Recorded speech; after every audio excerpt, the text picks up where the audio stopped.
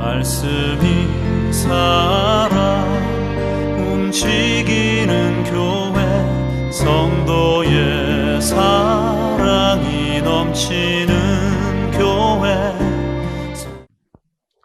성도 여러분 안녕하십니까? 안녕하세요. 네, 행복한 안식일입니다. 어떻게 전에보다 조금 더 잘 들리는 것 같나요? 아니면 잘 모르겠나요? 아마 조금은 더 좋아졌으리라고 그렇게 믿습니다. 드디어 저희가 이제 큰 스피커도 달아놓고 음향을 조금씩 바꿔가는데, 큰 변화는 아니지만 작은 변화들이 교회에서 조금씩 시작되는 것 같다라는 생각이 듭니다. 이런 작은 변화들이 모여서 큰 변화가 되리라고 믿습니다. 네, 저희 교회도 방역 수칙을 걱정할 만큼 그런 숫자가 모이는 날이 곧 오리라고 믿습니다. 오늘 하나님께서 우리에게 주실 말씀은 마태복음 13장의 말씀입니다. 마태복음 13장 10절로부터 18절의 말씀을 봉독하도록 하겠습니다. 제자들이 예수께 나와 가로되 어찌하여 저희에게 비유로 말씀하시나이까? 대답하여 가라사대 천국의 비밀을 아는 것이 너희에게는 허락되었으나 저희에게는 아니 되었나니 무릇 있는 자는 받아 넉넉하게 되되 무릇 없는 자는 그 있는 것도 빼앗기리라. 그러므로 내가 저희에게 비유로 말하기는 저희가 보아도 보지 못하며 들어도 듣지 못하며 깨닫지 못함이라. 이사야 예언이 저희에게 이르렀으니 일렀으되 너희가 듣기는 들어도 깨닫지 못할 것이요 보기는 보아도 알지 못하리라. 이 백성들이 마음이 완악해져서 그 귀는 듣기에 둔하고 눈은 감았으니 이는 눈으로 보고 귀로 듣고 마음으로 깨달아 돌이켜 내게 고침을 받을까 두려워하였으니라. 그러나 너희 눈은 봄으로 너희 귀는 들음으로 복이 있도다. 내가 진실로 너희에게 이르노니 많은 선지자와 의인이 너희 보는 것들을 보고자 하여도 보지 못하였고 너희 듣는 것들을 듣고자 하여도 듣지 못하였느니라. 그런즉 씨 뿌리는 비유를 들으라. 저는요, 가끔 설교에 대해서 생각하면서 어떻게 하면은 사람의 마음을 변화시키고 감동을 줄 수 있는 설교를 할 수 있을까 하는 고민을 좀 해봅니다. 우리 성도 여러분들 교회에 오셔서 매주 설교를 듣고 돌아가시는데, 뒤에 성도 여러분 감동 좀 받으셨습니까? 조금 받으신 분들이 계시고요. 그러면 감동을 그래도 몇 번은 받으셨다 하는 분 계십니까? 몇 번 받으신 분도 계십니다. 많이는 아닌가 봐요. 그럼 저의 설교를 듣고 또 하나님의 말씀을 듣고 나의 행동을 좀 고쳤다, 변화시켰다 하시는 분 계시나요? 안 계시군요. 그러니까 제 설교가 이게 문제가 있는 거예요. 그죠? 마음을 변화시키고 감동을 주는 설교를 해야 되는데, 그래서 제 마음에 좀 늘 고민입니다. 우리 충청 앞에 청소년 부장님으로 계시는 김윤호 목사님께서 저에게 이런 부탁을 좀 하셨어요. 서해삼육 중고등학교에 가서 기도주일 강사를 했으면 좋겠다, 이렇게 말씀을 하셨습니다. 저번에 우리 I will go 선교적 교회 세미나에서 만났을 때 그런 제안을 하시더라고요. 그래도 제가 말씀드린 것 같은데, 그래서 제가 흔쾌히 목사님 제가 하겠습니다, 이렇게 대답하면 좋겠지만은 굉장히 두려운 마음이 들더라고요. 그래서 목사님 잘 모르겠습니다, 저는 자신이 없습니다, 이렇게 말씀을 드렸어요. 그런데 이제 목사님께서 어디 회의를 가셔야 돼서 그 기간이 어렵다라고 하는 이야기를 들었기 때문에 제가 목사님 그러면 다른 분을 한번 찾아보시고 다 찾아도 안 된다고 하면 제가 하겠습니다, 이렇게 말씀을 드렸습니다. 왜냐면 아무도 할 사람이 없으니까 땜빵으로 하면 좀 부담감이 덜 하거든요. 그래서 그렇게 말씀을 드렸어요. 그리고 집에 왔는데 전화가 왔을까요, 안 왔을까요? 네. 다 찾아보라고 분명히 말씀드렸는데 안 찾아보시고 그 다음 날인데 또 전화를 하셔가지고 신목사가 잘할 수 있을 것 같아. 내가 생각해보니까 저번에 초등학교 가서 했다며. 그래서 예, 했습니다. 그때도 잘했다고 들었다고. 중고등학생도 다를 게 없다, 가서 하라고 이렇게 말씀을 하셨습니다. 그래서 자신은 없지만 한번 해봤으니 한번 도전해 보겠습니다. 감사합니다. 이렇게 말씀을 드렸어요. 그리고 나서 이제 생각을 해보는 거죠. 왜냐하면 서해삼육에는 안 믿는 학생들이 60% 가까이 된다라고 들었습니다. 그러니 어떻게 설교를 해야지 이 아이들에게 감동을 주고, 아니요, 감동은 고사하고 제 말씀을 듣게 할까 하는 고민이 들었습니다. 그래서 이렇게 마음속으로 막 생각을 했어요. 이 설교를 할까, 저 설교를 할까, 또 어떠한 방식으로 할까 고민을 했습니다. 그러다가 혼자 고민하면 안 되겠다 싶어서 서해삼육 고등학교 또 중학교 교목이신 조옥헌 목사님께 전화를 드렸습니다. 그래서 이제 전화를 드리니까 바로 받으시면서 이렇게 말씀하시더라고요. 아유, 목사님 감사합니다. 저희 교회 기도주일 오시기로 하셨다면서요? 그래서 예, 어떻게 제가 가게 됐습니다. 그런데 목사님, 제가 고민하면서 말씀을 준비를 하는데 어떻게 해야지 아이들이 들을지 제가 걱정이 됩니다. 이렇게 말씀을 드렸더니 조옥헌 목사님께서 목사님 걱정하지 마세요. 하나님의 성령이 목사님과 함께 하시리라고 믿습니다. 사실 우리가 이러한 방식도 해보고 저러한 방식도 해봤는데 할 때마다 우리가 마음속에 부담이나 의문도 있었지만은 늘 우리가 많은 수의 침례자가 나왔고 그리고 아이들이 잘 듣고 감동을 많이 받았습니다. 하는 말씀을 하셨습니다. 이 말씀이 제 마음에 위로가 되었을까요? 위로가 되었을 거라고 생각하시는데 제가 그 말씀을 듣고 깜짝 놀랐어요. 왜 놀랐을까요? 많은 수의 침례자가 나왔다는 얘기를 듣고 놀랐습니다. 제가 그 전까지 몰랐어요. 기도주일은 제가 한국삼육 다녔기 때문에 저희는 침례를 위해서 기도주일을 하지 않았습니다. 다 교인들이기 때문에 새롭게 말씀으로 은혜를 얻고 1년을 살아가기 위해서 기도주일을 했습니다. 근데 서해삼육은 다르더라고요. 뭐를 위해서 기도주일을 합니까? 영혼의 수확을 위해서도 기도주일을 합니다. 물론 교인들의 힘을 얻고 능력을 얻는 것도 중요하지만 또 중요한 것이 뭐예요? 믿지 않는 아이들을 수확하는 겁니다. 그러니까 이 기도주일이 그냥 기도주일이 아니었어요. 어떤 기도주일이었어요? 전도회를 위한 기도주일이었습니다. 제가 이 이야기 듣고 더 마음의 부담감이 강해졌습니다. 그리고 목사님이 하신 이야기가 하나도 기억이 나지 않았어요. 하나만 기억이 났습니다. 침례식을 위한 기도주일. 작년에는 몇 명이나 받았나요? 보니까 10명 가까이 받았어요. 야, 큰일 났다. 그런 생각이 들었습니다. 왜냐면요, 제가 목회에 나와서 전도의 강사를 해본 적이 있었는데 그때 몇 명이 침례를 받았을까요? 한 명도 받지 못했습니다. 어느 교회의 기도주일 강사였냐면 제가 지경리 교회에 있었잖아요. 그래서 지경리 교회에서 전도회 강사를 했습니다. 주중에는 마을 회관을 가서 이렇게 건강 강의를 하고 그리고 건강 강의로만 끝나는 것이 아니라 결국 건강을 주시고 우리에게 행복을 주시는 분은 누구시다? 하나님이시다라고 하는 것을 매일매일 소개를 했습니다. 그래서 이게 건강 강의를 들을 때 어떻게 표정들이 좋아 보여요? 어두워 보여요? 네. 잘 안 보일 거라고 걱정을 했는데 보셨네요. 아주 즐거워하셨어요. 제가 그래도 재밌게 했던 것 같아요. 그래서 막 다 즐거워하시고 저녁도 같이 먹고 선물도 드렸습니다. 그때 많은 분들이 이렇게 강의에 오셨습니다. 여기 사진에 나와 있는 분들이 다 구도자 분들이에요. 저희 교인들은 몇 분 없습니다. 그래서 제가 이렇게 재밌게 강의를 하고 마을 분들도 많이 오시니까 제가 어떠한 기대를 했을까요? 이제 주중 강의가 끝나고 주말에 금요일 안식일 강의가 시작되면 이분들이 어디에 오시겠구나, 교회에 오시겠구나 하는 기대를 했습니다. 그래서 금요일 강의를 준비하고 또 금요일 저녁도 마을회관 가서 함께 먹었습니다. 많은 분들이 교회에 오셨을까요? 많은 분들이 오셨을까요? 성도 여러분 어떻게 생각하세요? 어쩜 그렇게 잘하세요? 몇 분 안 오셨습니다.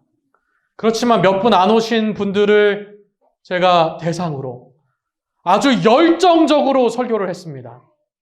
그리고 여러분에게 지금까지 아프고 힘들었지만 세상에서 건강이 중요한 것이 아니라 완전히 새로운 몸을 주시고 행복을 주실 예수 그리스도에 대해서 소개하고 호소도 하였습니다. 그리고 드디어 안식일 아침 몇 분이 교회에 오셨을까요? 몇 분이 침례 받으셨을까요? 한 분도 안 오셨습니다. 침례를 받는 건 고사하고 한 분도 교회에 오시지 않았어요. 물론 그 다음에 전도회 했을 때 이 안 오셨던 분들도 오셨을까요? 안 오셨을까요? 또 오셨습니다. 마치 어제 제가 말씀드렸던 것처럼 품앗이 하듯이 품앗이 하러 왔는데 강의도 재밌으니까 일석이조였던 것뿐이었어요. 그리고 안식일에는 바쁜 일이 있고 그리고 5일 동안 참여했으니까 6일째는 쉬어야지 이렇게 생각을 하셨던 것 같아요. 그래서 아무도 안 오셨습니다. 저는 그때 그런 생각이 들었어요.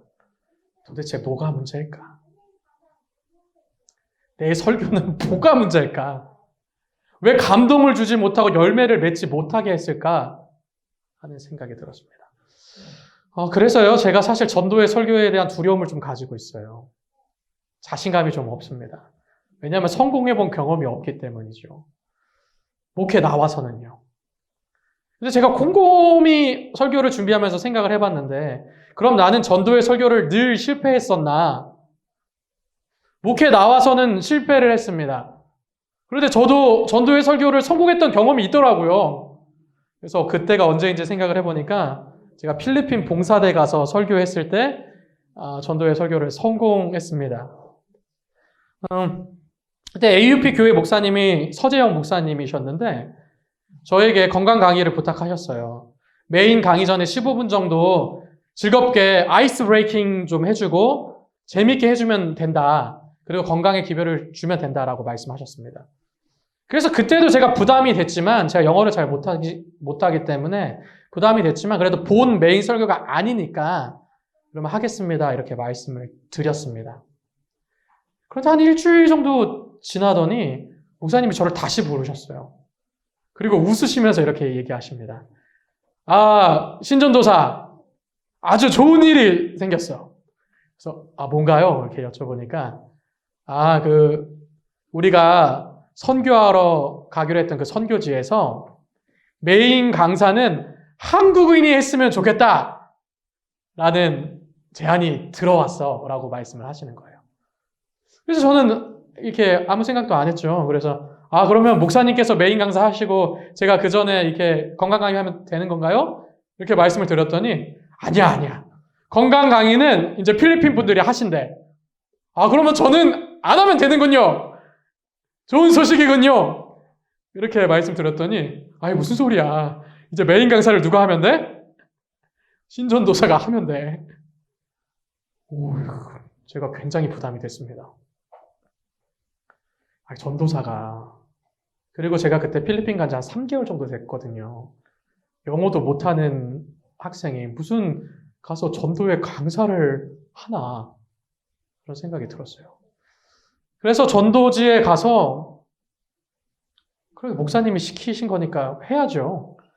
제가 어떻게 전 무조건 못하겠습니까? 그럽니까? 제가 앞으로 목회도 나가야 되는데요. 준비해서 이제 설교를 했습니다. 첫째 날 설교를 했는데 어떻게 반응이 좋았을까요? 안 좋았을까요? 장로님 감사합니다. 반응이 안 좋았습니다. 제가 영어로 원고를 다 써서 올라갔는데 영어를 못하는데 영어 원고를 보고 설교하면은 안 된다고 하는 것을 그때 알았어요. 영어 못하니까 제가 뭐만 보고 있어요. 영어로 쓴 본문만 이렇게 보고 있어요. 우리 여기 뭐가 있나 이렇게 보고 여기 듣고 있는 구도자분들 또 오신 성도님들 얼굴 한 번도 못 보고 그렇게 내려갔습니다. 그래서 이거 안 되겠다 이런 생각이 들었어요. 전 영어도 못해요. 그리고 전도사입니다.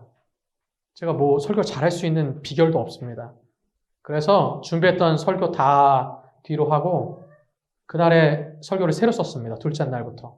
뭐로 썼을까요? 영어로 썼을까요? 한국말로 썼습니다. 제가 받은 은혜를 그냥 올라가서 설교했습니다. 한국말로 쓰고 한국말 보면서 그냥 영어로 말했습니다. 아마 영어가 다 틀렸겠죠? 얼토당토 않는 말을 했겠죠?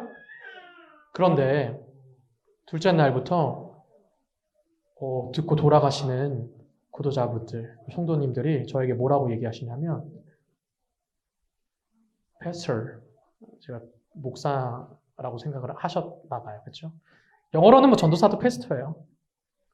Today I very impressed your sermon 이렇게 얘기하는 거예요.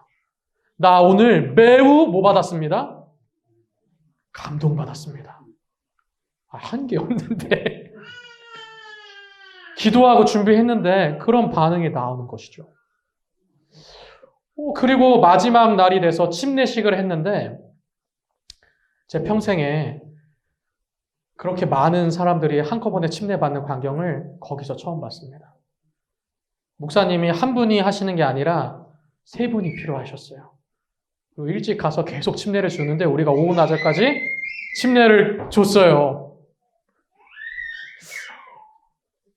그러면 성도 여러분, 저는요 그 필리핀 전도회 때 설교했던 거는 정말 준비도 짧은 시간이었잖아요.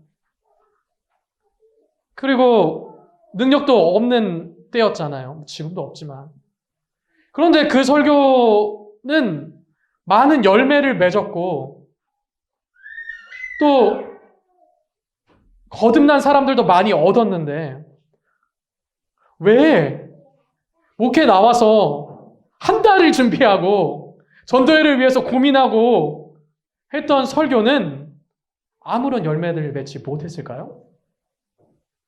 도대체 두 경우의 차이점은 무엇입니까?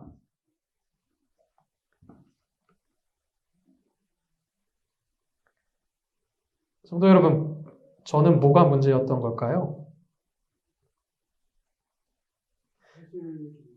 네, 사실 오늘 본문에서 그 내용을 좀 알려주시는 것 같습니다.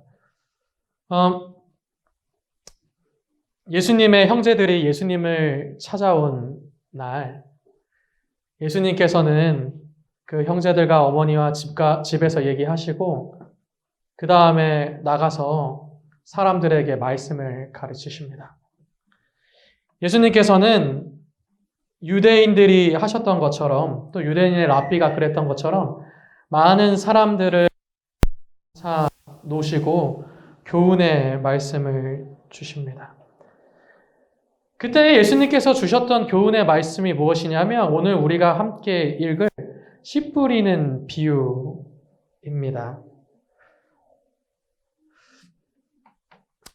그런데 사실 씨 뿌리는 비유는 그 관심사가 누구한테 있어요? 씨를 뿌리는 사람에게 있습니까? 아니면 씨가 뿌려지는 밭에 있습니까? 네, 씨가 뿌려지는 밭에 있습니다.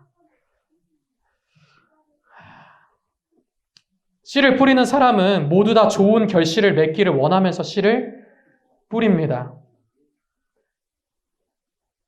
이 비유의 핵심은 씨를 뿌리는 자가 아니라 씨가 뿌려지는 밭입니다.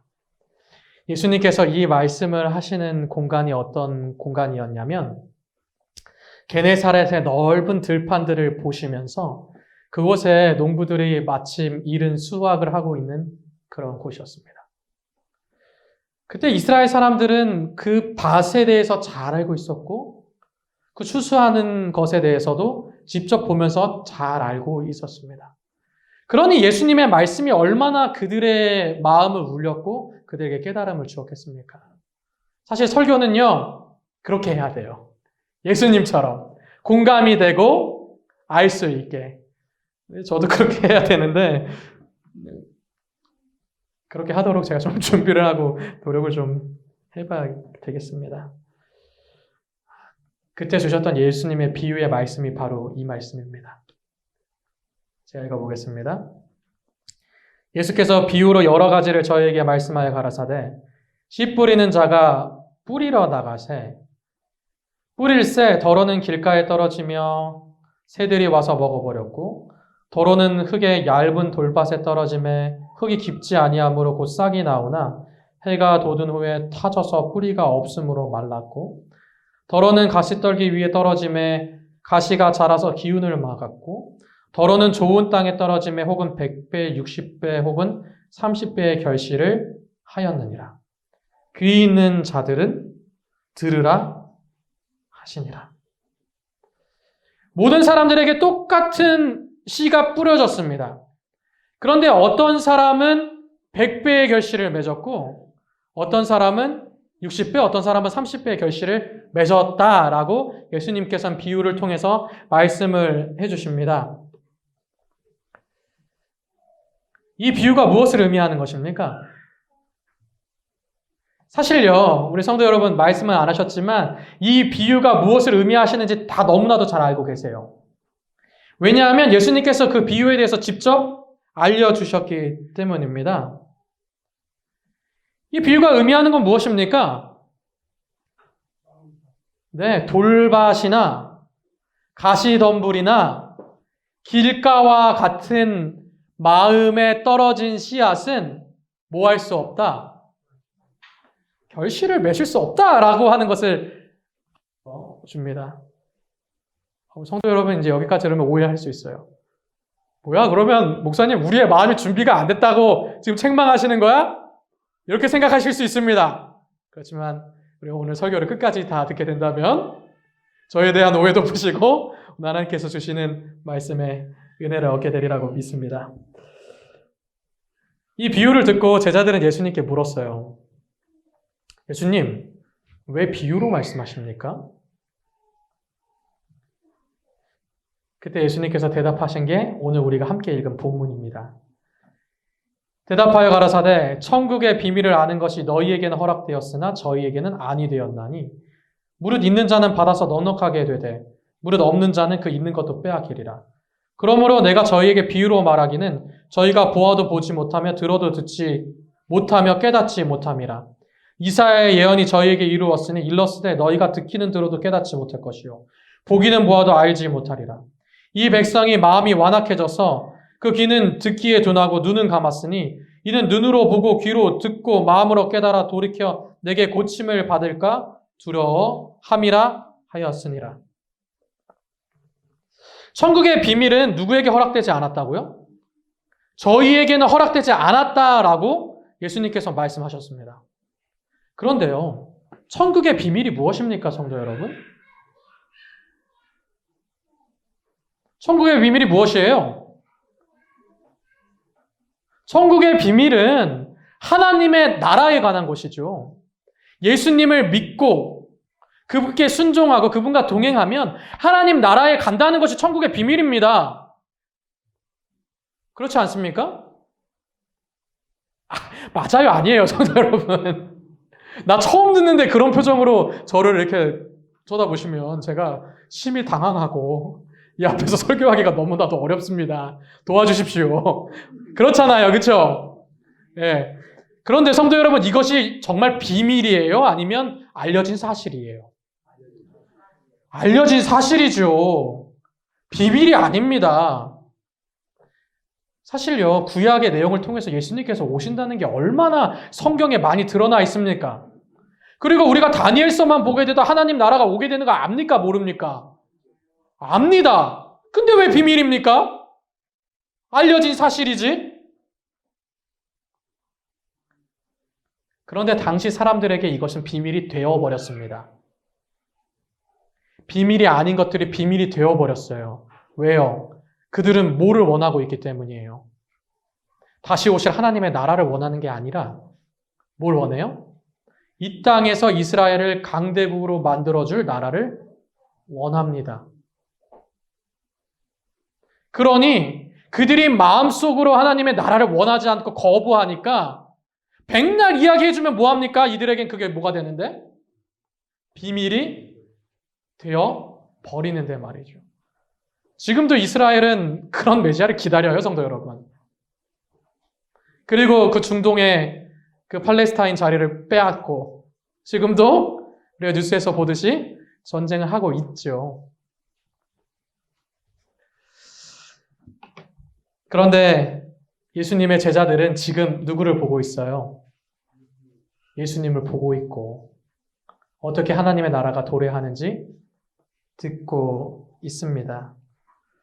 진리는요, 선포돼도 거부하기로 마음먹은 사람에게는 아무런 소용이 없는 것입니다.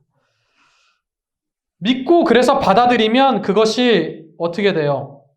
더 부해지고 더 굳건해지지만, 그래서 있는 자는 더 넉넉해지지만, 믿지 않기로 결정한 사람은 그것마저 빼앗겨서 어떻게 돼요? 더 가난하게 되는 겁니다. 그래서 고린도전서 1장에 이렇게 말합니다. 우리는 십자가에 못 박힌 그리스도를 전하니 유대인에게는 꺼리끼는 것이요 이방인에게는 미련한 것이로되 오직 부르심을 입은 자들에게는 유대인이나 헬라인이나 그리스도는 하나님의 능력이요 하나님의 지혜다라고 말합니다. 이방인에게는 뭐예요? 미련한 거예요. 미련한 거. 유대인에게는 꺼리끼는 거예요. 그러나 그 말씀을 듣기를 원하는 사람들, 그 사람들에게는 하나님의 지혜가 되는 것입니다. 이제 제자들은 그 눈앞에 있는 예수님을 바라봅니다. 그리고 하나님의 나라에 대해서 듣습니다. 그리고 나서 예수님께서 뭐라고 말씀하시느냐면 이제 이 비유의 말씀을 들으라고 말씀하십니다. 오늘 본문의 내용과 사실 씨 뿌리는 비유는 연결이 되어 있어요. 거부하는 마음에는 하나님께서 말씀을 주더라도 깨우칠 수 없고, 하나님의 왕국이 오더라도 알 수가 없고, 마음을 열고 준비된 마음에만 그 말씀을 깨우치게 되고 열매를 맺고 하나님의 왕국을 알 수 있게 된다라고 말씀하는 것입니다. 오늘 이 비유의 말씀을 들으면서 저는 그런 생각을 해봅니다. 그러면 나는 과연 어떤 사람인가? 과연 내 마음은 어떤 곳인가? 나는 오늘 결실을 맺고 있는가? 생각을 해봅니다. 성도 여러분들, 결실 맺고 계십니까? 나는 100만큼의 결실을 맺는 것 같다 하는 분들, 우리 손을 들어서 우리 한번 표현해 주시면 감사하겠습니다. 우리 모두에게 은혜가 될 것 같습니다. 나는 100의 결실을 맺고 있습니다, 목사님. 감사합니다. 100은 없는 것 같아요. 그렇죠? 좋습니다. 우리가 이제 자리가 비었지만 60의 결실은 이제 올해 맺을 것 같다. 60이라도 맺게 되리라고 믿습니다. 60이라도 맺으면 어디입니까? 오늘 본문에는 8절에 보니까 많게는 100배, 그렇죠? 적게라도 60배, 30배의 결실을 맺는다고 말합니다. 30배만 채워줘도요, 우리에게 걱정할 일 전혀 없습니다. 그렇게 되시라고 믿습니다. 그런데 그렇게 되려면 뭐가 필요해요? 말씀이 떨어지는 마음이 잘 준비되는 게 필요합니다. 그렇지 못한 곳에서는 어떻게 되냐면 오늘 본문 속에 보니까 길가에 떨어진 씨는 악한 자가 와서 그걸 뺏어간대요. 그런데 성도 여러분, 악한 자는 누구예요? 악한 자가 누구입니까? 이게 마가복음 4장에 보니까 이렇게 말하고 있습니다. 말씀이 길가에 부러졌다는 것은 이들이니 그 말씀을 들었을 때에 누가 와서 사단이 즉시 와서 저희에게 뿌리운 말씀을 빼앗아 가는 것이요. 결국 길가에 부러진 말씀은 뭐예요? 길가 같은 그런 말씀은 사단에게 은혜를 빼앗기는 그런 마음입니다. 그런 곳에서는 말씀을 백날 들어도 뭐가 안 나요? 싹이 안 나는 것이죠. 사실요, 유대인들이 예수님의 말씀을 들었어요, 안 들었어요? 들었어요. 그리고 그 말씀이 의미하는 바가 뭔지 알았나요? 몰랐나요? 알았어요. 그런데 뭐 하고 싶지 않았습니까?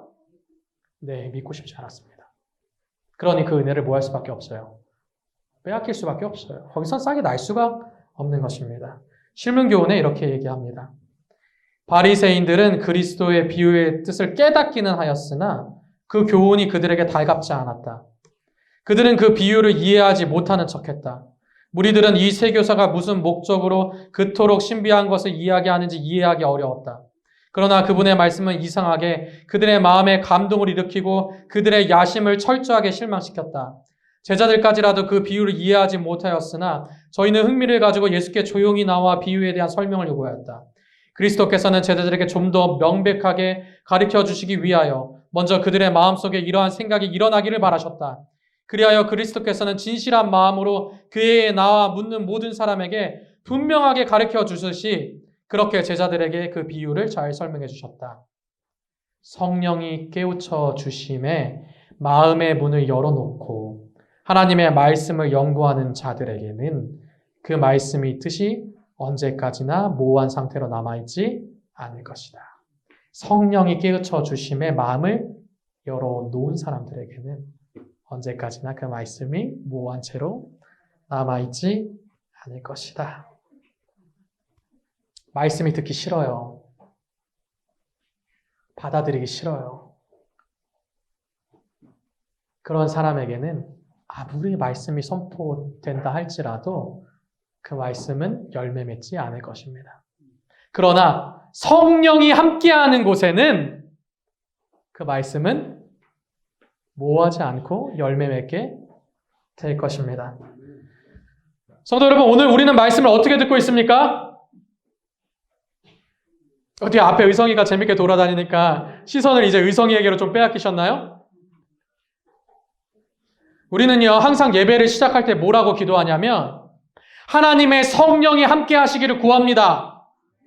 그렇게 기도합니다. 그렇습니까? 이 시간 하나님의 성령이 함께 하십니까? 저는요, 우리가 정말 기도한 대로 하나님의 성령이 오늘 우리와 함께 하사 우리로 열매 맺게 하시기를 간절히 구합니다. 그러면 돌이나 가시떨기는 어떤가요? 돌밭에 떨어지면 어때요? 뿌리가 깊지 않으니까 말라 죽게 되죠. 사실요, 이스라엘의 이 밭의 지형은요, 좀 우리랑 좀 달라요. 필리핀도 조금 그런 것 같아요. 저도 필리핀에 살았는데 거기에는 뭐가 많냐면 석회가 많습니다. 그렇죠. 그래서 필리핀에서는 절대 수돗물 먹으면 안 돼요. 그럼 설사합니다. 그 마을에서 물 팝니다. 그거 꼭 사 마셔야 됩니다. 왜냐하면 석회가 물에 많기 때문에 그냥 먹으면은 이렇게 탈이 나요. 근데 이스라엘 지형도 뭐가 많냐면 석회가 많아요. 근데 석회로 된 층이 있습니다. 그래서 만약에 그냥 씨를 뿌리게 되면 어떻게 돼요? 석회층이 있기 때문에 조금 들어가다가 뿌리를 내리지 못하고, 뭐 비가 많이 올 때는 괜찮지만 이제 비가 잦아들고 햇빛이 쨍쨍하면 그 식물은 말라 죽게 되는 것입니다. 성경에서 말하는 돌밭은 그거예요. 어디 돌짝밭이 아니고요. 이스라엘 석회층을 말합니다. 가시떨기도 마찬가지죠. 이스라엘은 어두운 이 더운 곳이니까 가시떨기가 이스라엘만 해도 몇 종류가 있냐면 200종류가 있대요. 그래서 쉽사리 열매 맺기 어려운 것입니다. 그런 게 있으면요. 얼마 전까지 저는 그런 소식들을 많이 들었어요. 합해 교육과도 그런 소식을 많이 듣습니다. 무엇이냐면 어느 교회에서 학생 전도회 했는데 굉장히 성공했다. 그래서 여러분도 낙담하지 마시고 이런 전도회를 해서 교회를 부흥시키십시오. 그럼 뭐 마음이 뜨거워져서 돌아오죠. 저 우리 교회에서도 좀 했으면 좋겠어요. 여기 앞에 학교가 있는데 우리도 못할 거 뭐 있습니까? 같이 불러서 우리가 하면 되죠. 그런데 이런 전도회에 사실 단점이 있어요. 얼마 전에 제가 어린이 유튜브 촬영을 위해서 전도사님들과 만나서 한 교회에서 영상을 촬영했습니다. 근데 그 교회가 어떤 교회냐면 몇 해 전에 학생 전도회를 해서 학생들이 굉장히 많이 온 교회예요. 그래서 제가 어느 교회라고 말씀을 안 드리는 거예요. 그때 그 교회 담임 목사님은 뭘 고민했냐면 이제 1층의 사택을 빼고 밖으로 나가서 학생들을 위한 공간을 만들어야겠다라는 것을 고민했습니다. 그런데 제가 이번에 영상을 찍으러 갔는데 거기에 학생이 몇 명 있었을까요?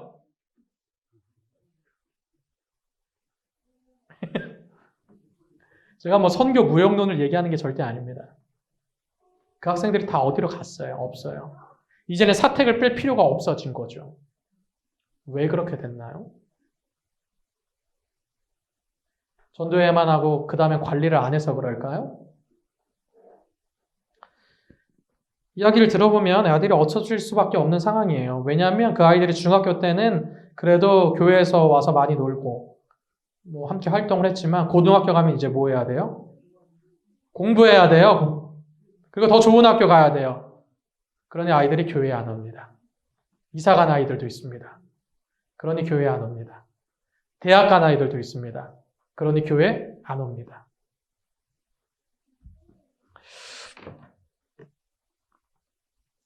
일주일이라는 기간 동안 즐겁게 활동하고 침례까지 줬는데 쉽게 마음을 열고 예수님을 받아들였는데 왜 신앙이 지속될 수가 없었을까요? 세상의 필요에, 세상의 유혹에 왜 교회를 떠나고 예수님을 떠나고 신앙을 떠났을까요? 이 아이들이 뭐가 없어요? 교회에서 전도사님을 만나고 학생들을 만나고 재밌게 활동은 했지만 예수님을 만난 적은 없어요. 예수님과 함께 동행하고 나의 삶을 돌아보고 예수님을 체험한 적이 없어요. 그러다 보니 해가 뜨고 날씨가 더워지자 뿌리는 말라버렸고 아이들은 떠나버렸습니다. 실물교훈은 이렇게 얘기해 줍니다. 하나님을 섬긴다고 주장하는 사람들 중에 하나님께 대한 체험적 지식을 가지지 못한 자들이 너무나 많다. 하나님의 뜻을 행하고 싶어하는 욕망은 성령의 깊은 감화에 의해서가 아니라 그들 자신의 기호에 따른 것이다. 그들의 행위가 하나님의 율법과 조화되지 않는다. 그들은 그리스도를 저희의 구주로 받아들인다고 하면서도 그가 저희에게 죄를 이길 능력을 주실 것을 믿지 않는다. 그들은 살아계신 구주와 개인적인 관계를 맺지 않았기 때문에 저희의 품성은 선천적인 결함과 흑천적인 결함 모두를 가지고 있다. 뭐를 맺지 않았기 때문에 예수 그리스도와 개인적인 관계를 가지지 않았기 때문에 그들은 이런 결함을 가지고 있습니다. 그런데 저는 이런 아이들의 모습을 보면서 우리의 모습을 한번 돌아봅니다. 아이들은 교회를 떠났지만 우리는 교회에 있지만은 과연 우리의 모습은 어떠한가? 우리는 예수님과 개인적인 관계를 맺고 체험하는 신앙을 갖고 있는가? 그래서 열매 맺고 있는가를 돌아보게 되는 것입니다. 성도 여러분, 오늘도 예수님과 함께하길 원하십니까? 예수님을 체험하시길 원하세요? 오늘 이 안식일 예수님을 만나기를 원합니다. 그리고 느끼기를 원해요. 그냥 제가 드리는 말씀을 통해서 예수님이라는 사람이 있나 보다 하는 것이 아니라 나의 삶 속에서 예수님을 만나고 체험함으로 경험적인 신앙을 갖게 되시기를 간절히 원합니다. 그러면 어떠한 곳에만 열매를 맺어요? 좋은 땅에서만 열매를 맺죠? 옥토에서만 열매를 맺죠? 오늘의 정말 중요한 건 이것입니다. 그래, 돌짝밭도 안 되고, 그쵸? 가시덤불도 안 되고, 길가도 안 되고, 옥토여야지 되는데, 좋은 땅에서만 열매를 맺는데, 그럼 어떻게 해야지 좋은 땅이 되는 것입니까? 이제 집에 가서 그래, 나 오늘부터 마음 열어야지. 나 목사님 말씀 듣고 결실을 맺어야지. 이렇게 하면 좋은 땅 됩니까? 성도 여러분들 그런 결심 안 해보셨어요? 한 번도? 해보셨어요? 안 해보셨어요? 오늘 교회 가서는 피곤할지라도 눈을 감지 않고 말씀을 듣겠다. 그런 결심하고 오시죠? 근데 막상 교회 오면 어때요? 너무 피곤하죠? 그리고 무슨 말씀을 하셨는데 기억 안 나고 집에 돌아갈 때도 많잖아요. 저도 그럴 때 많거든요. 제가 결심한다고 그 일이 되는 게 아닙니다. 물론 결심이 필요해요. 근데 어떤 결심이 필요할까? 오늘요, 우리는 이 씨 뿌리는 비유를 보면서 굉장히 좀 특이한 점을 한 가지 발견해요. 무엇이냐면, 농부가 와서 씨를 뿌리는데, 씨를 어디다 뿌려요? 씨를 어디다 뿌립니까? 네, 땅에다 뿌리죠, 물론. 하늘에다 뿌리겠습니까? 땅에다 뿌리는데, 옥토에다 뿌립니까? 그렇죠. 굉장히 특이한 거예요. 씨를 뿌리는데 옥토에만 뿌리는 게 아니에요. 덜어는 옥토에 뿌리고, 덜어는 길가에도 뿌리고, 덜어는 가시덤불에도 뿌리고, 저러는 돌짝밭에도 뿌립니다. 이상하지 않아요? 이 농부가 바본가요? 아니면 조심성이 없나요? 그래서 나 좋은 밭에다 뿌리려고 왔는데 밭에다 뿌리다 보니까 막 돌발로도 가고 막 길가로도 가고 막 가시덤불로도 갔어요? 원래는 옥토에만 뿌리려고 했어요? 이제 대한민국 옥토를 생각하면 그렇게 이제 생각을 하는 거죠. 근데 사실 이스라엘 상황은 우리랑 달라요. 이스라엘의 큰 밭은 제가 아까 뭐라 그랬죠? 석회층이 있죠. 그리고 가시덤불도 있습니다. 오래 내비두면 길이 되기도 합니다. 그래서 이스라엘의 밭은 우리랑 다르게 그 옥토가 있는 밭에 뭐도 있어요? 돌밭도 있고 가시덤불도 있고 또 길도 있습니다. 그러니 처음부터 이 농부는 어디다가 씨를 뿌리러 온 거예요? 밭에다가 씨를 뿌리러 온 거예요. 모든 게 포함되어 있는 그 밭에다가요. 그런데 밭을 가꾸지 않으면 어떻게 되죠? 밭을 가꾸지 않으면 그 밭은 못 쓰는 밭이 됩니다. 제가 이렇게 가다 보니까 이게 옛날엔 밭이었던 것 같은데 밭이 아닌 밭이 있더라고요. 풀이 막 가득 나 있고 뭐 돌들이 있고 그런 밭들이 있더라고. 왜 그래요? 안 가꿔서 그렇습니다. 우리나라는 씨를 뿌리기 전에 로타리를 치고 밭을 갑니다. 그런데 이스라엘은 씨를 뿌리고 나서도 밭을 갑니다. 그게 우리나라랑 다른 점입니다. 그러면 어떤 밭이 옥토가 되는 겁니까? 농부가 간 밭은 옥토가 됩니다.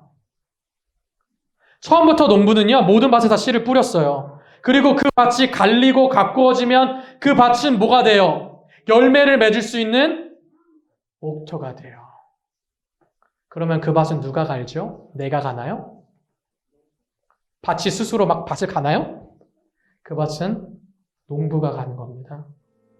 오늘 성경은 우리에게 이렇게 얘기해줘요. 이것이 너희 간구와 예수 그리스도의 성령의 도우심으로 내 구원에 이르게 할 줄 아는 고로. 고린도전서 12장 3절에 성령으로 아니하고는 누구도 예수를 주라 신할 수 없다라고 말씀하십니다.